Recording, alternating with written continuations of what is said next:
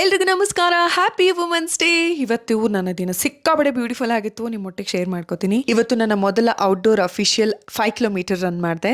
Most of the women ಮಗು ಆದ್ಮೇಲೆ mentally physically ದುರ್ಬಲಳಾಗ್ತೀವಿ. ಕಳೆದ 3 ವರ್ಷದಿಂದ ನಾನು ಕೂಡ ಸುಮಾರು ಏರಿಳಿತಗಳನ್ನ ನೋಡಿದೀನಿ. ನಾವೆಲ್ಲರೂ ಮಾಡೋ ತಪ್ಪೇನ್ ಗೊತ್ತಾ, ನಮಗ್ ನಾವೇ ಕಾರಣಗಳನ್ನ ಕೊಟ್ಕೊಂಡು ಹಿಂದೆ ಉಳಿತಾ ಹೋಗ್ತೀವಿ.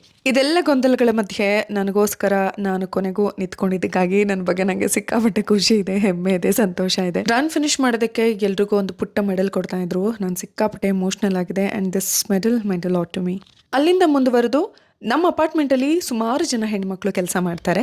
ಅವ್ರಿಗಾಗಿ ಒಂದು ಪುಟಾಣಿ ಗಿಫ್ಟ್ ಹಾಕಿನಿ. ನನಗೆ ಅವ್ರ ಮೇಲಿರೋ ಗೌರವಕ್ಕೆ ಅಕ್ಷರ ರೂಪವನ್ನ ಕೊಟ್ಟೆ. ಮನೆ ಒಳಗಡೆನೂ ಕೆಲಸ ಮಾಡಿ, ಹೊರಗಡೆ ಇಲ್ಲಿ ಬಂದು ಕೂಡ ಕೆಲಸ ಮಾಡಿ, ದುಃಖ, ನೋವು, ಒತ್ತಡ, ಅಸಹನೆ ಏನೇ ಇದ್ರೂ ನಗ್ನಗ್ತಾ ಕೆಲಸ ಮಾಡೋ ಈ ಎಲ್ಲ ಗಟ್ಟಿಗಿತ್ತಿಯರಿಗೆ ನನ್ನದೊಂದು ಸಲಾಂ. ನಾನು ಎಲ್ಲಾ ಹೆಣ್ಮಕ್ಳಿಗೂ ಹಾರೈಸುವಂತೆ ಇವ್ರಿಗೂ ಕೂಡ ಅವ್ರ ಸುತ್ತಮುತ್ತ ಅವ್ರ ಮನಸ್ಸನ್ನ ಅರ್ಥ ಮಾಡ್ಕೊಂಡು 4 ಒಳ್ಳೆ ಮಾತಾಡೋರು, ಅವರ ಕಷ್ಟ ಸಹಿಷ್ಣು ಬದುಕನ್ನ ಗುರುತಿಸಿ ಪ್ರೀತಿಯಿಂದ ಅವರನ್ನ ಕಾಣುವಂತ 4 ಜನರು ಅವರ ಸುತ್ತಮುತ್ತ ಸಿಗಲಿ ಅಂತ ಹಾರೈಸ್ತೀನಿ.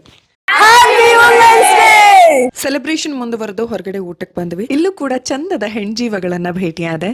ಇನ್ನು ಈ ದಿನ ನನ್ನ ಪ್ರೀತಿಯ ಸ್ತ್ರೀಗೆ ನನ್ನ ಸಂದೇಶ: ನಾವೆಲ್ಲ ಹೇಗೆ ಬದುಕೋಣ ಅಂದ್ರೆ, ನಮ್ಮನ್ನ ಕಳೆದುಕೊಂಡವರು ಪಶ್ಚಾತ್ತಾಪ ಪಡುವಂತೆ, ಉಳಿಸಿಕೊಂಡವರು ಅದೃಷ್ಟ ಎನ್ನುವಂತೆ ಬದುಕೋಣ. ಹೆಣ್ಜೀವಗಳಾಗಿ ಹುಟ್ಟಿ ಹಲವಾರು ಬೇರೆ ಬೇರೆ ರೀತಿಯ ಸಮಸ್ಯೆಗಳನ್ನ ಈಗಾಗಲೇ ನಾವು ದಿನನಿತ್ಯ ಅನುಭವಿಸ್ತಾನೆ ಇರ್ತೀವಿ. ಇಂಥದ್ರಲ್ಲಿ ನಾವೇ ಒಬ್ರಿಗೊಬ್ರು ಬಿಟ್ಕೊಡದೆ ಜೊತೆಯಾಗಿ ಖುಷಿಯಾಗಿ ನೆಮ್ಮದಿಯಾಗಿ ಬೆಳೆಯುತ್ತಾ ಕಲಿಯುತ್ತಾ ಈ ಬದುಕನ್ನ ಸಾರ್ಥಕ ಎನಿಸೋಣ. ನಿಮ್ಮೆಲ್ರಿಗೂ ನನ್ನ ರಾಶಿ ಪ್ರೀತಿ.